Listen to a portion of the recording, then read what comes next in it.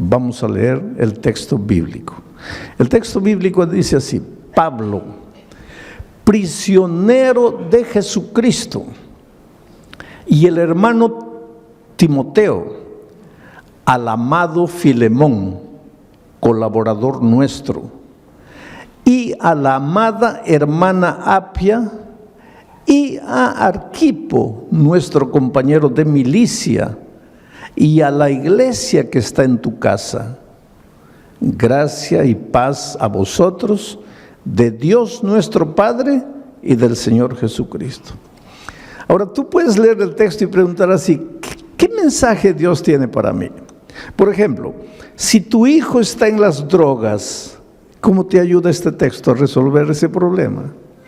Si tu matrimonio está hecho pedazos, ¿cómo te ayuda este texto a resolver tu problema? Si estás desempleado, ¿de qué manera este texto te ayuda? Si vives peleando con tu patrón o con tu empleado, con tu vecino, ¿de qué manera este texto te ayuda? Si estás prisionero de un vicio, ¿cómo este texto te va a ayudar a quedarte libre de ese hábito? Esto es lo que hay que entender. Y ese es el trabajo del predicador.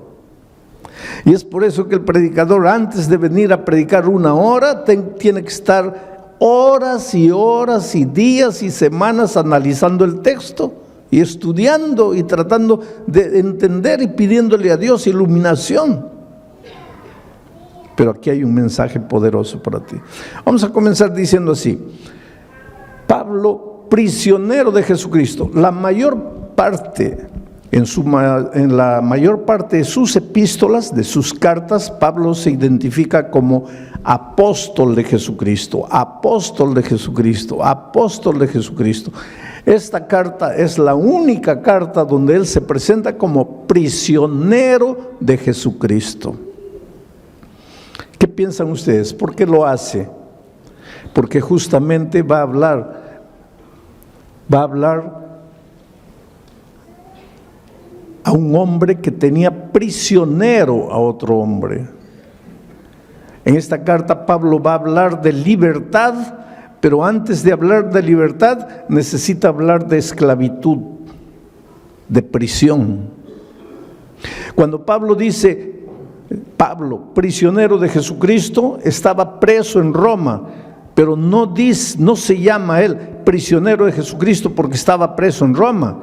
Él se dice prisionero de Jesucristo, no prisionero por Jesucristo. Estaba preso por causa de Jesucristo. Pero ese no es problema. El sufrimiento que viene a tu vida por causa de Jesucristo, ese no es problema.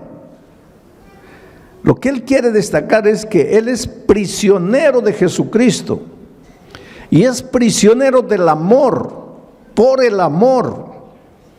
Una cosa es ser prisionero de la fuerza, por la fuerza. Y otra cosa es ser prisionero del amor, por el amor. En los tiempos de Pablo había en el Imperio Romano y en todo el territorio que el Imperio Romano dominaba, había 5 millones de esclavos, por lo menos. ¿Cuántos habitantes tiene Sydney? Australia tiene 20 millones.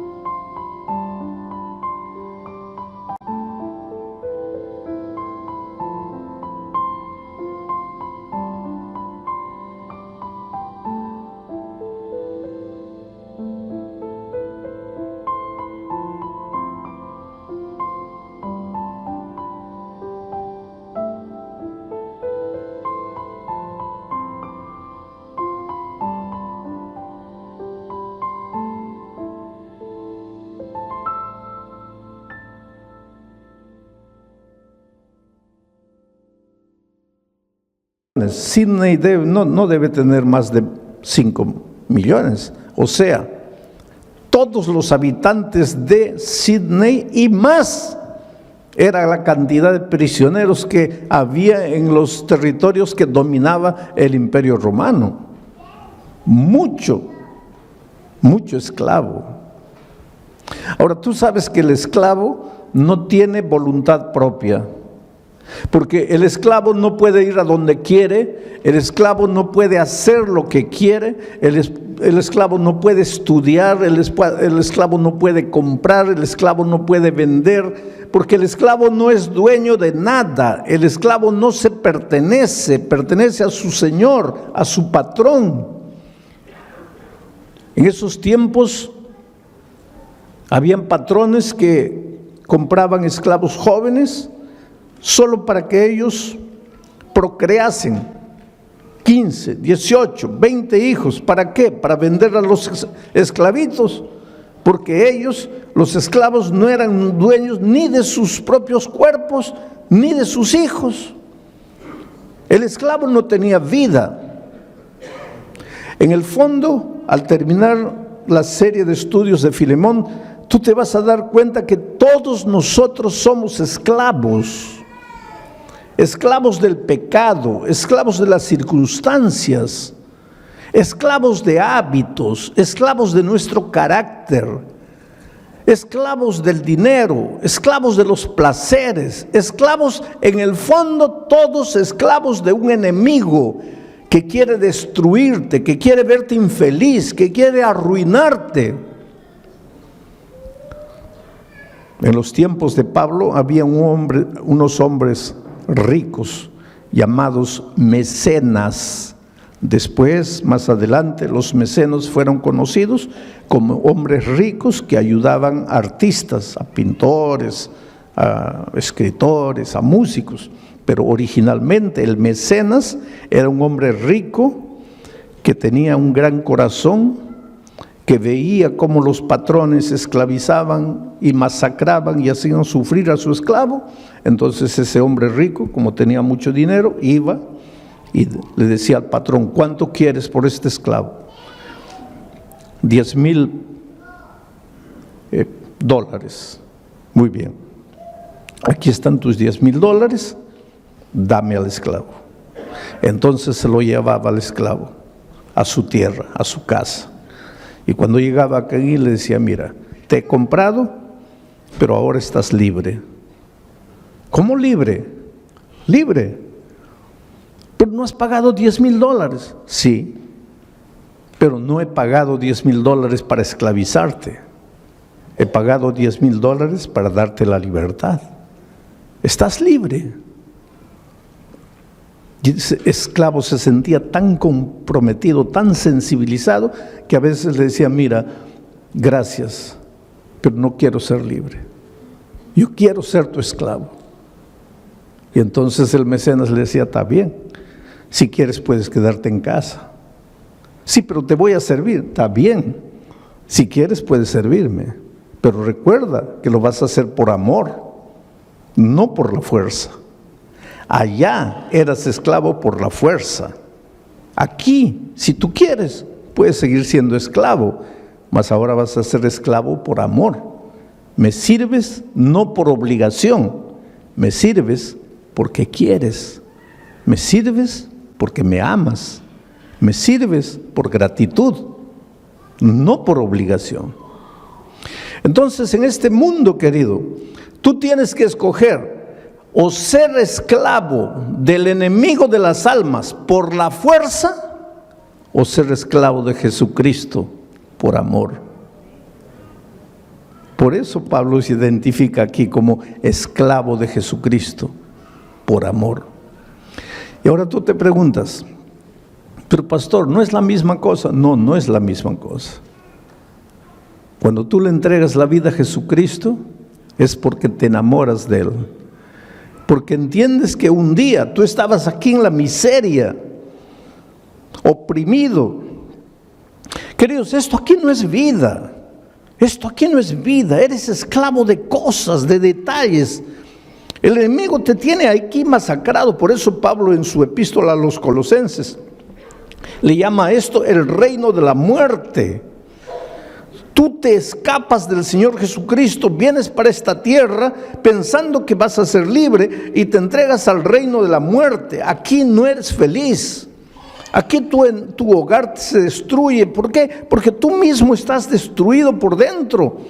Y Jesucristo viene, ingresa al reino de la muerte y te compra, no con oro ni con plata, no te compra por $10,000, te compra con su sangre preciosa y te lleva al territorio de la vida y te dice: hijo, ya pagué el precio, ya no necesitas vivir sufriendo como antes, estás libre. Y ahora tú amas al Señor Jesucristo y le dices: Señor, está bien, estoy libre, pero te voy a servir por amor.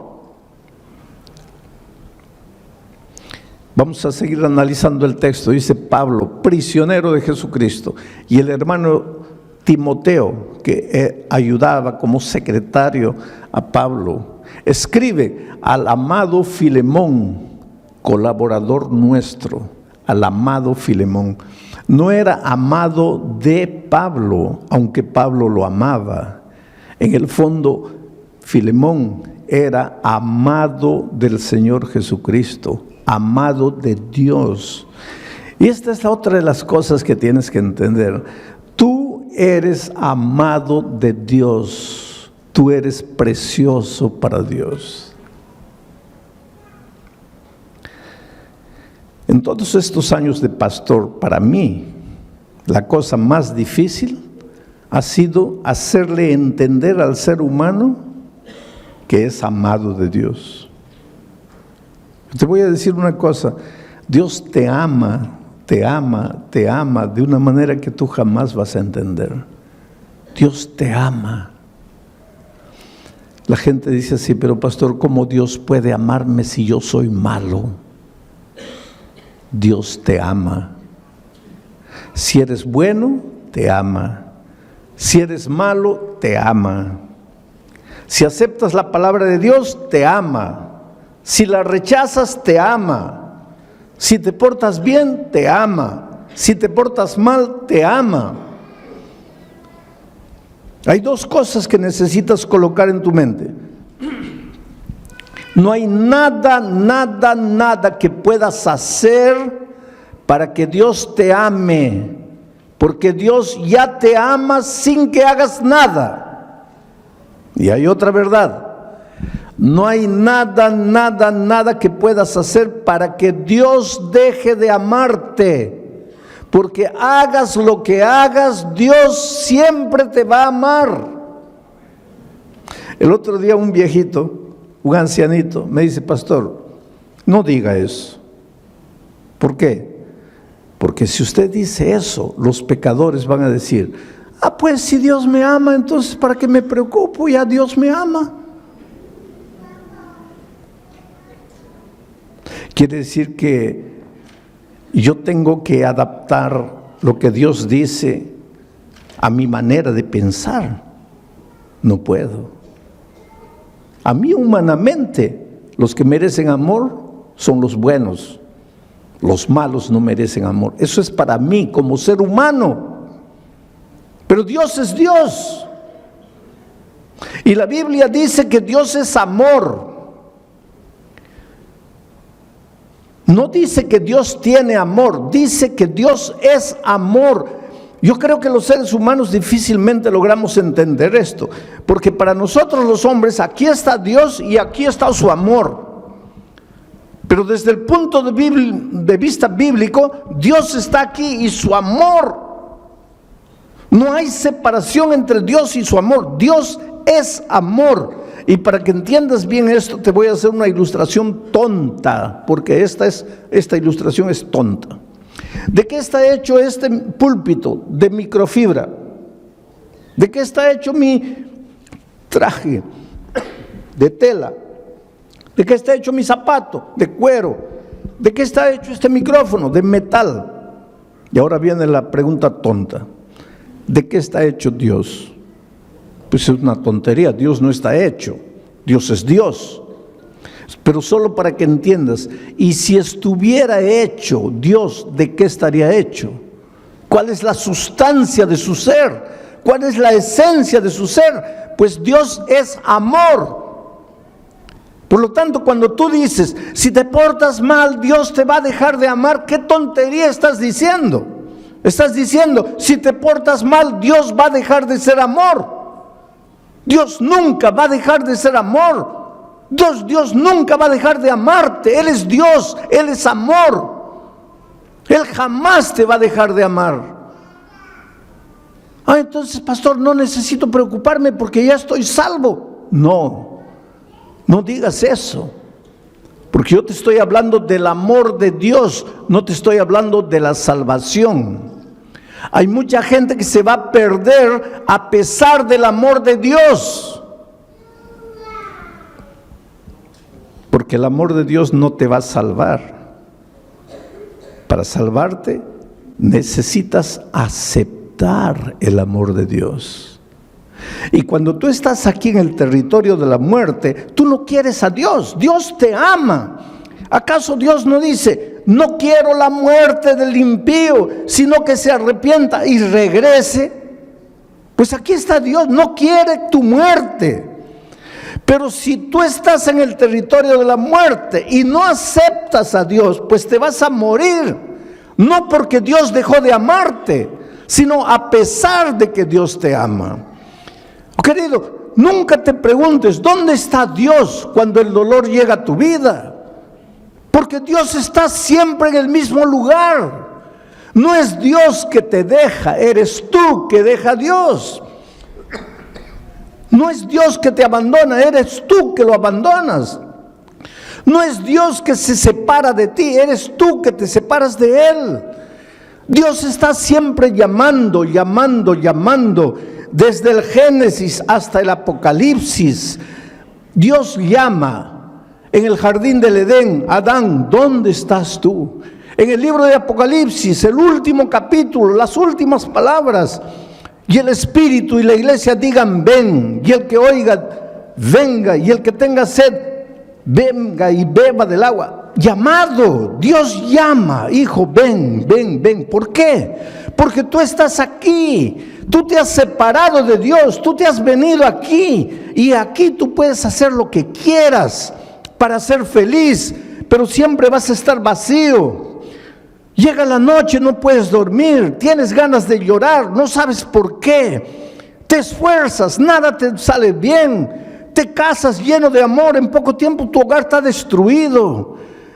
Traes al mundo un hijo con alegría, lo educas, lo amas. Cuando llega a grande, él se destruye solo. No sabes qué hacer, no tienes paz. ¿Por qué? Porque estás separado de Dios. Aquí en el territorio de la muerte puedes hacer lo que quieras. Nunca vas a estar completo. Necesitas devolverte al Señor Jesucristo. Aquí eres esclavo del enemigo por la fuerza. Necesitas ser esclavo del amor por el amor. Y eso es lo que Pablo dice. Pablo, prisionero de Jesucristo, y el hermano Timoteo, al amado Filemón, colaborador nuestro, y a la amada hermana Apia y Arquipo, nuestro compañero de milicia. ¿Quién era Apia, esposa de Filemón? ¿Quién era Arquipo, hijo de Filemón y de Apia? Interesante que Pablo dice que en la casa de ellos había una pequeña iglesia. La iglesia cristiana en sus orígenes no construyó templos. Tú sabes que el primer templo fue construido por un emperador muy conocido por nosotros, porque ese emperador tuvo dos ideas, entre comillas, extraordinarias para él y para el enemigo de Dios. ¿Sabes cuáles fueron esas dos ideas? La primera idea, cambiar el día de reposo del sábado para el domingo.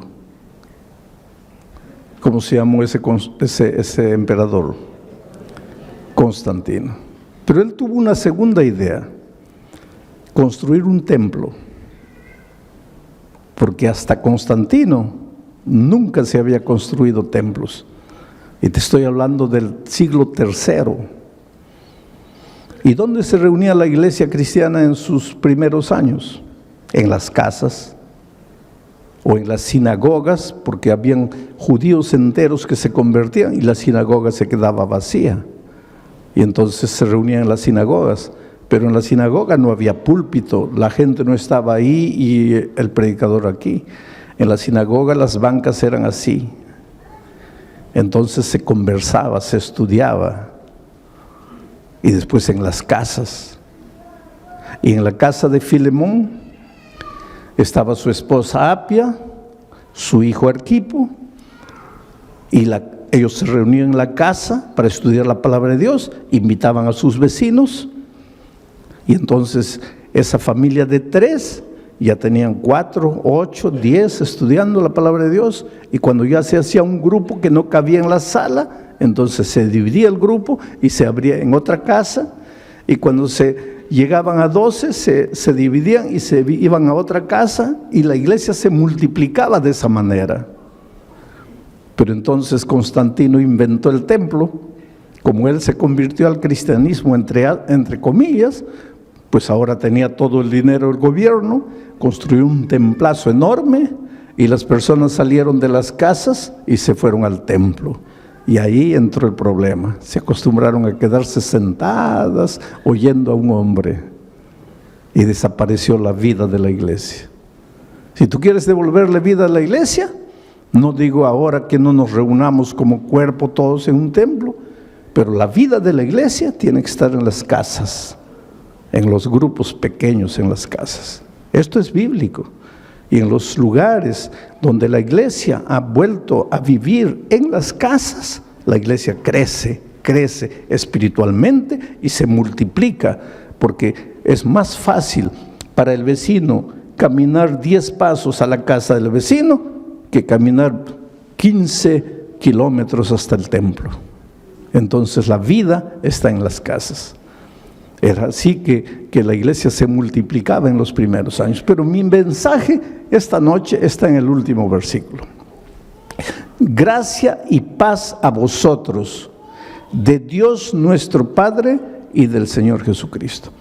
Esa no es una simple manera de saludar, gracia y paz. Allí está la esencia de la vida cristiana. Porque para ser feliz en la vida, para ser próspero, necesitas primero paz. Un hombre que no tiene paz, una mujer que no tiene paz, no puede ser vencedor. Si tú te preguntas, pastor, ¿por qué nada me da resultado en la vida? Yo te respondo en el nombre de Jesucristo, no tienes paz en tu corazón. Y la paz no es resultado de tratamiento psicológico, no es resultado del análisis, del psicoanálisis. La paz es resultado de la gracia. Si tú aceptas la gracia de Jesucristo, el resultado va a ser la paz. Pero quiero explicarte esto. El ser humano es como un triángulo. Tiene un lado mental, emocional. Aquí, este lado, mental, emocional. ¿Por qué coloco en el mismo lado la mente y las emociones? Porque nosotros somos interesantes. Yo te amo con todo mi corazón. Nadie ama con el corazón. El corazón es un órgano del cuerpo que solo tiene una función. Su función no es amar. Su única función es bombear sangre. Nadie ama con el corazón, se ama con la cabeza. Pero poéticamente es, te amo con todo mi corazón. Tu pobre corazón está bombeando sangre, no está ni preocupado en amar. Quien ama es tu cabeza.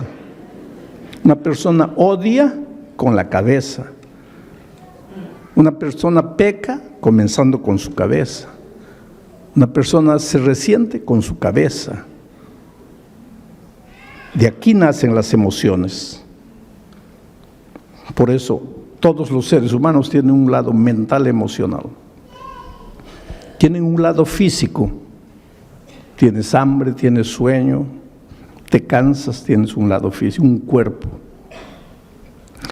Y tienes un lado espiritual. Todas las personas tienen este lado espiritual. La felicidad en la vida, si quieres ser feliz, es simple. Este triángulo tiene que estar perfecto. Cuando este triángulo se desregula, eso se llama infelicidad. Cuando este triángulo se va para aquí o se va para allá, cuando este triángulo se deforma, allí surge el desorden humano. Por eso, para ser plenamente feliz, el triángulo tiene que estar perfecto, así. La base de ese triángulo es esto, el lado espiritual. El lado espiritual es lo que le da sustentación al triángulo. Cuando tu lado espiritual va bien, tu lado emocional, mental va bien y tu lado físico va bien. Pero la base es el lado espiritual. Esto se llama paz. Estás en paz cuando estás en armonía, cuando el triángulo está perfecto. Todos los seres humanos tenemos un lado mental emocional, un lado físico y un lado espiritual, quieras o no quieras. El otro día yo viajaba de San Pablo a Brasilia y a mi lado estaba sentado un periodista brasileño famoso por ser un gran periodista y famoso por ser ateo, y él no esconde el hecho de que sea ateo. Pero en la conversación pues me preguntó quién era, yo le dije que era pastor. Y comenzamos a hablar de asuntos espirituales. Y él me dice, mire pastor, yo no soy un ser espiritual. ¿Por qué? Porque yo no creo en Dios.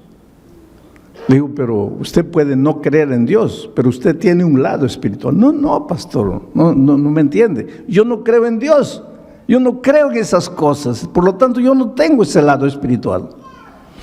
Hay mucha gente que piensa así, no, yo no tengo el lado espiritual. No, eso no depende de ti, querido.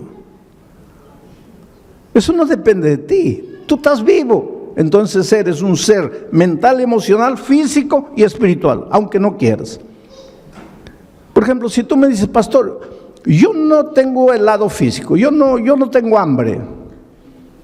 Está bien, puedes decir, pero vas a tener hambre. No, yo no creo en el hambre. Está bien, puedes no creer, pero vas a tener hambre. Pero pastor, yo puedo escribir un libro diciendo que el hambre no existe, pero cuando llega la hora de comer, vas a tener que comer, porque eso no depende de ti.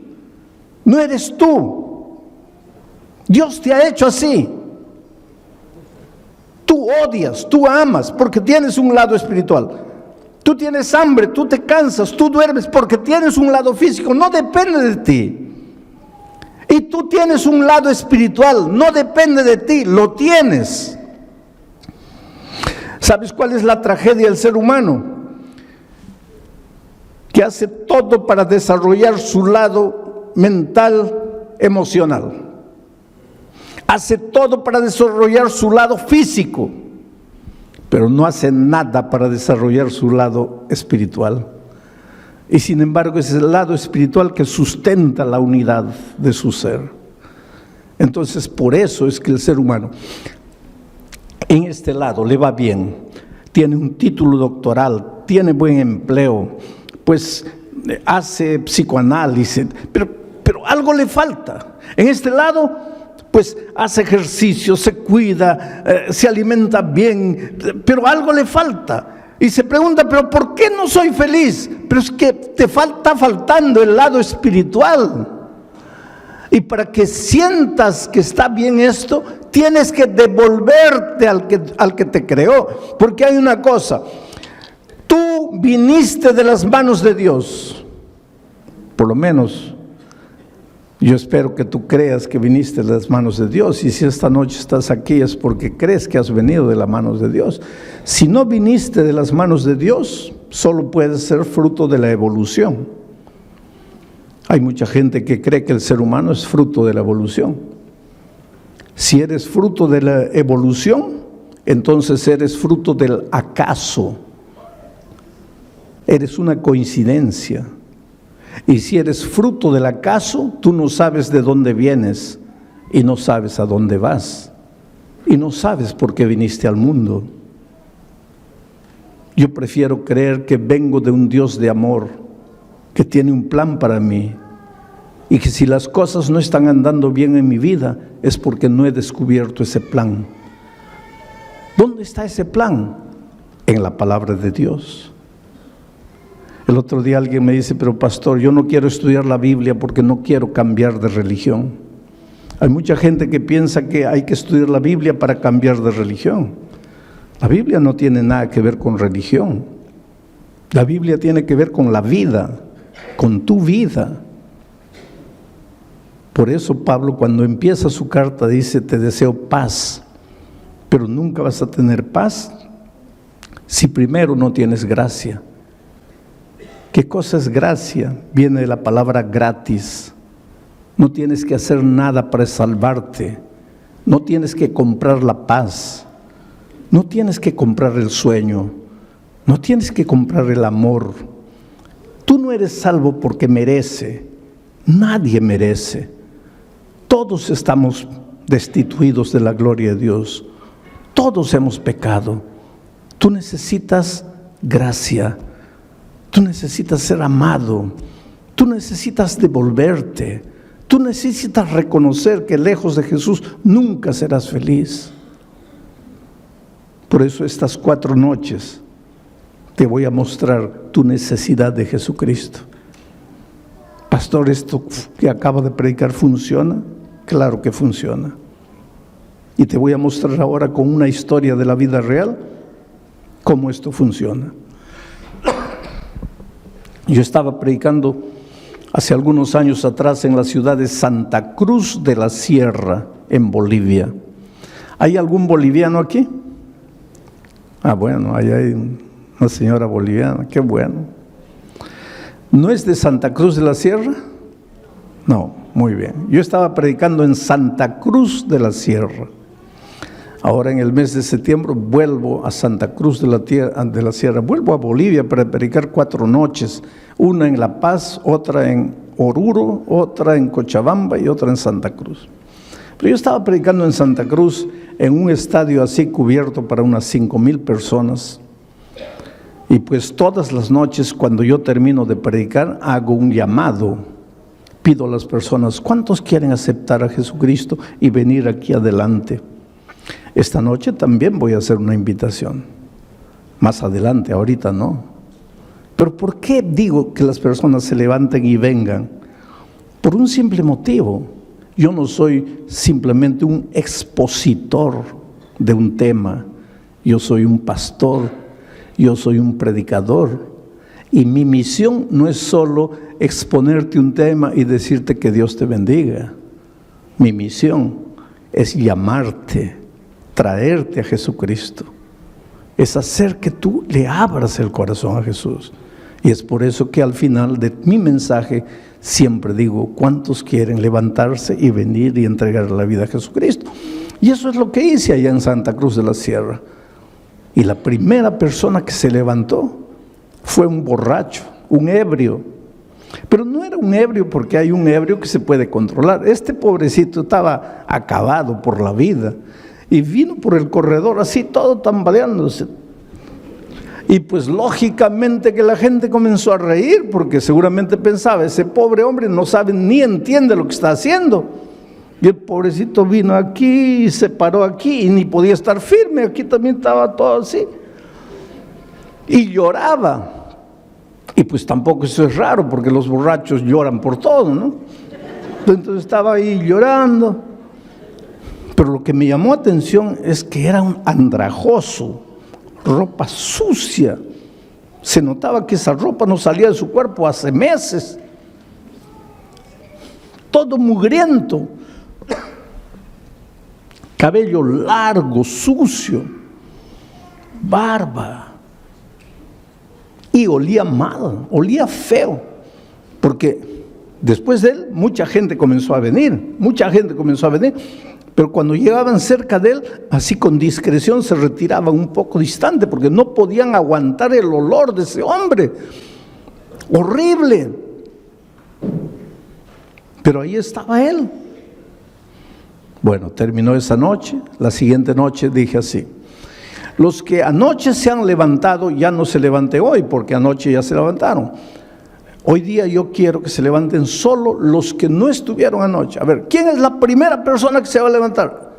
¿Y quién aparece ahí atrás? El borracho nuevo. Y llega aquí. Y pues la gente ahora sí se largó a reír, porque dijo, ahí está la prueba de que no entiende nada. Porque si el pastor dijo que los de anoche ya no se levantan y él vuelve a levantarse, pues está borracho. La tercera noche, pregunto, ¿quién es la primera persona? Y yo pensé, el borracho va a aparecer. No apareció. La otra noche no apareció, bueno, pensé ya no vino más. Pero la última noche hice otra invitación. Dije, mire, todas las noches les he llamado para que ustedes se levanten y vengan y le entreguen la vida a Jesucristo. Pero esta noche quiero invitarles, ¿cuántos quieren bautizarse? Y la primera persona que se levantó fue un hombre, camisa blanca, pantalón jeans, y traía una Biblia en la mano y venía así. Y llegó aquí al frente. Se notaba que estaba bien peinadito porque se había echado bastante gel en la cabeza, su cabello estaba duro. Y aquí al frente con su Biblia así lloraba y lloraba y lloraba. Mucha gente vino esa noche. Y yo le dije, espera, yo te conozco a ti. Y él levantó la cabeza y dice, pastor, el borracho soy yo. Pero no estaba borracho, estaba sano, se había bañado, se había cortado el cabello, la barba, estaba bien vestido.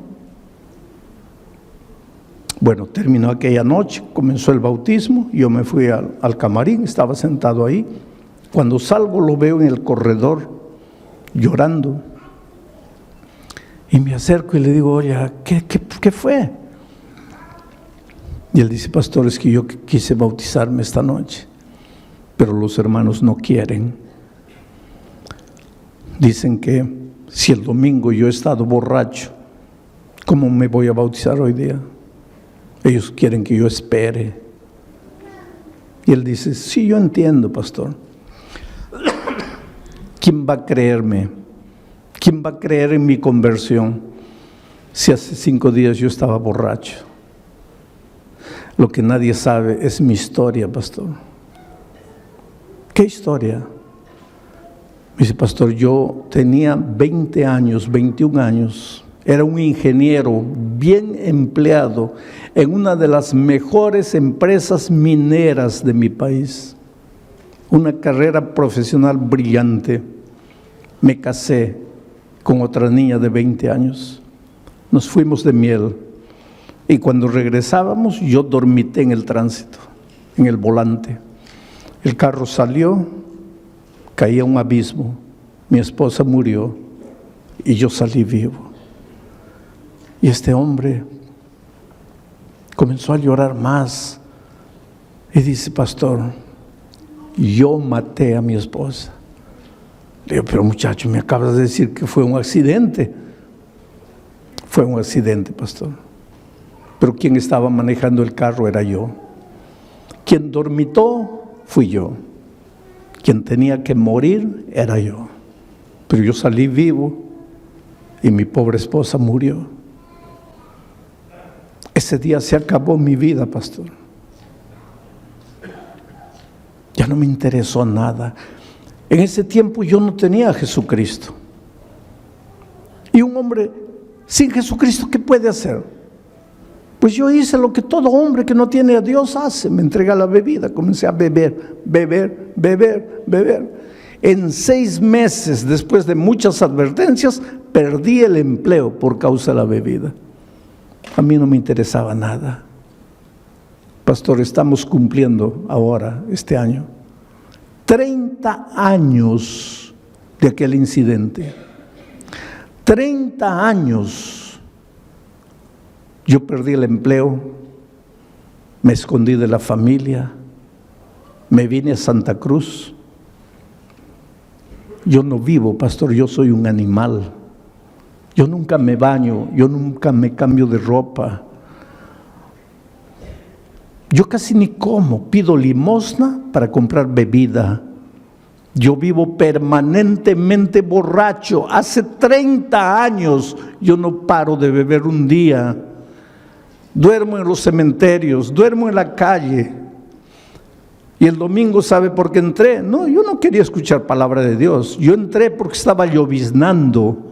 No tenía dónde esconderme la lluvia. El único lugar abierto era el Coliseo. Entré, me senté allá atrás. Yo estaba borracho, totalmente borracho.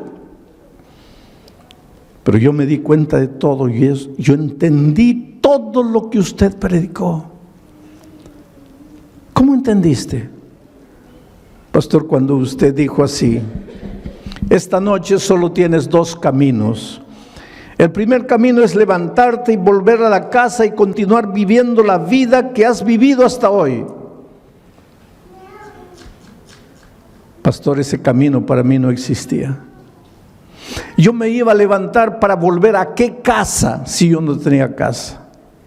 Para continuar viviendo la vida. ¿Qué vida si yo no tenía vida? Por lo tanto, ese primer camino no existía para mí. Ahí usted dijo: hay un segundo camino, levantarte y venir aquí y entregarle la vida a Jesús. Pastor, es verdad que yo estaba borracho, mi mente oscurecida por el alcohol. Yo sentí cuando la gente se rió de mí, pero ese era mi único camino. Yo estaba perdido, yo era un animal. En mi dolor yo me daba cuenta de lo que pasaba. Y yo entendí que solo Jesús podría hacer algo por mí. Por eso me levanté. Por eso vine, tambaleando, pero vine. Y la segunda noche, usted piensa que no entendí, que usted dijo: ya no vengan los de la otra noche. Entendí. Pero yo vine, ¿sabe por qué? Porque la primera noche, después de venir aquí adelante, yo salí y volví a beber.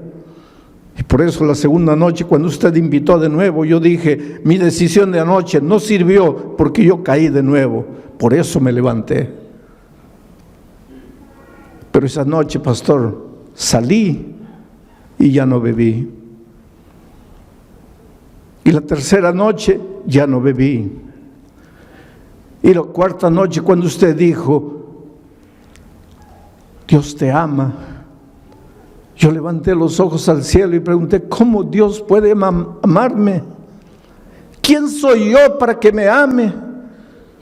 Yo no valgo nada, yo soy basura. ¿Cómo puede Dios amarme? Pero creí en el amor de Dios. Y vine la siguiente noche, y vine la otra noche.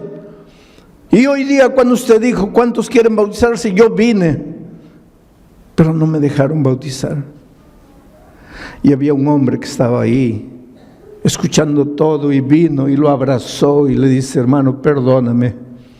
El que dijo que no podía bautizarte fui yo, pero es que no conocía tu historia. Realmente Dios hizo un milagro por ti.